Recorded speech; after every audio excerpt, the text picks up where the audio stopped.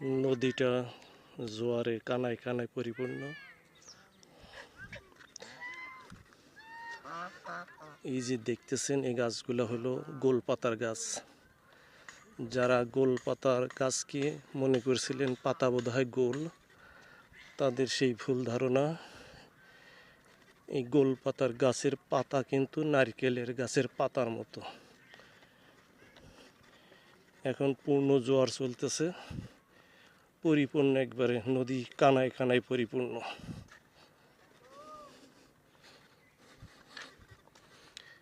জায়গাটা হলো পাইকগাছা উপজেলার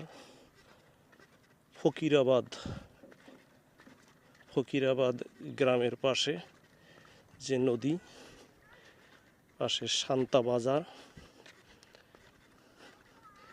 এই যে গোলপাতার ফল, এখান থেকে গোলপাতার রস দিয়ে গুড় তৈরি হয়।